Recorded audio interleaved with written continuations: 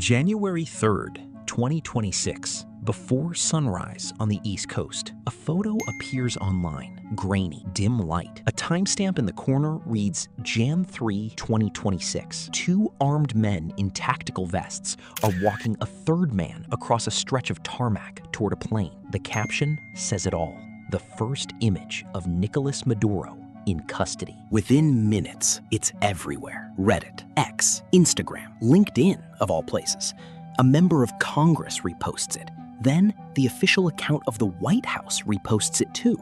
4 million views. Then more. There's just one problem. The photo never happened. Nobody took it. No camera was there. No photographer stood on that tarmac. The image was built, pixel by pixel, by a machine. And for a few hours, almost nobody could tell the difference.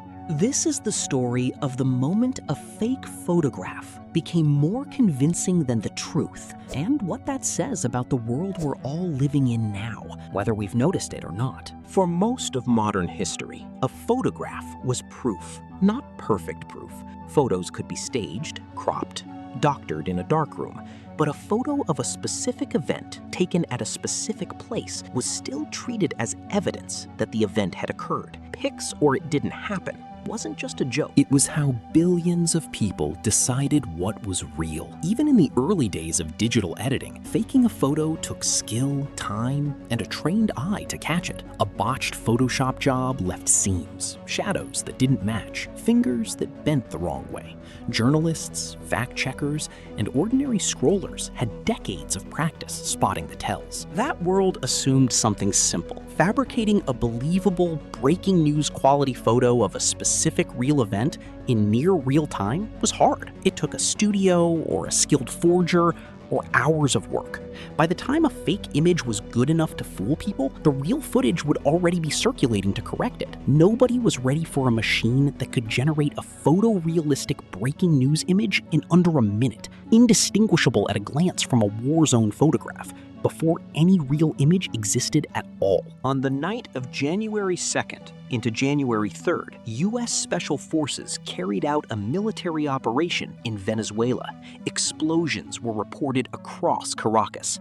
By morning, President Trump announced that Nicolas Maduro and his wife, Celia Flores, had been captured and were being transported to the United States. It was one of the biggest breaking news stories of the year.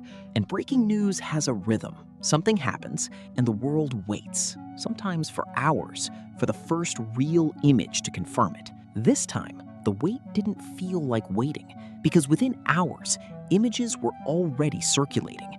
Maduro, allegedly photographed being escorted by DEA agents, multiple angles, a face-on shot, an overhead shot, as if several photographers had been standing there at once. They looked plausible. Not perfect, but plausible enough. The kind of imperfect, low-light, slightly off image that actually reads as more authentic to the human eye than a clean, polished photo would. People didn't create these images maliciously, in most cases. They were guessing at what the moment probably looked like, and an AI tool built by Google let them generate that guess as a convincing photograph in seconds. No studio, no editing software, no expertise, just a prompt. That's the quiet part of this story. The creator here wasn't a propaganda unit or a state actor with a decades-long playbook. It was, in many cases, ordinary people typing a sentence into a free tool. Here's where it gets uncomfortable.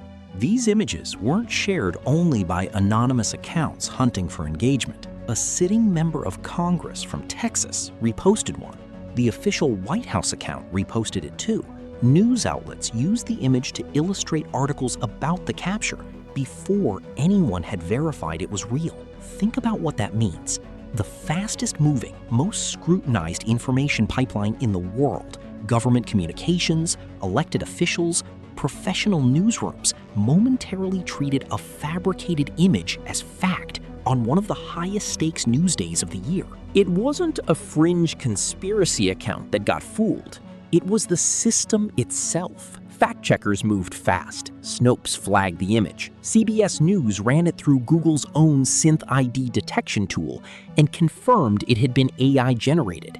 Analysts at outlets across Europe and the US pulled the same thread. The photos, the celebration videos, even footage of crowds supposedly cheering in the streets of Caracas, much of it fabricated or recycled from unrelated events. But by the time the debunking caught up, the fake had already been seen by millions of people who would never see the correction. That's not a hypothetical. That's just how attention works now. The myth outruns the fact check by hours, sometimes forever in someone's memory. And somewhere in that gap between the fake photo and the retraction, something shifted, not loudly, not with an announcement, but quietly in millions of individual minds. The next time I see a breaking news photo, can I actually trust it? That question is the real story here, not the technology, the doubt. Here's the twist nobody saw coming. And it's not the fake photos. It's what happens after people learn fake photos exist. Once you know a convincing fake is possible, something happens to your trust in real images too. Genuine photographs from that same event, actual footage of the operation, real images later confirmed by Trump himself and by wire services like Reuters, now had to fight for credibility in the same feed where the fakes had just been debunked. This is sometimes called the liar's dividend. It's not just that fake images can deceive you, it's that their mere existence gives everyone, governments, witnesses, victims, anyone, a new excuse to wave away real evidence as probably AI too. That's the part almost nobody was prepared for. We spent years worrying about being fooled by fakes. Nobody built the same defenses for a world where the real thing gets dismissed because the fakes exist. Verification tools like Synth ID, the very technology that helped debunk this incident, became something people had never needed before. Not just a tool for spotting fakes, but a tool for proving something real is real. That's a strange new job for a piece of software to have. A generation ago, a photograph proved itself. Now, a photograph needs a second piece of technology to vouch for it. You didn't need to follow Venezuelan politics for this story to matter to you, because the mechanism that fooled millions of people that morning isn't special to this one event. It's just the world working normally now. Something big happens anywhere on Earth. Within the hour, someone, somewhere, generates a photorealistic image of what it probably looked like. It gets shared faster than the truth can travel. Officials, in the pressure of the moment, repost it before checking. News outlets illustrate stories with it. And only later, sometimes hours, sometimes never, does the correction arrive. A few years ago, that sentence would have sounded like science fiction. Today, it's just a Tuesday. Most people scrolling through their feed that week never even learned the photo was fake. They simply absorbed it as one more image from one more chaotic news day, filed away in memory as something that happened when it didn't. That's the part you never noticed. Not the technology getting better. The moment your own certainty about what's real quietly, permanently got a little more fragile, and you kept scrolling like nothing had changed. Nobody rang a bell on January 3rd, 2026 to announce that photographic evidence had lost its automatic authority. There was no headline that said, "This is the day trust broke." It just happened in the space between a repost and a correction, while the world was busy watching something else. That's usually how it goes. The biggest shifts don't arrive with a warning. They arrive disguised as an ordinary news day, and we only recognize them years later, looking back, wondering how we missed it while it was happening right in front of us. So here's the question worth sitting with. What else is happening right now, quietly, without a headline, that we won't recognize as a turning point until it's already behind us? You never noticed, but you will.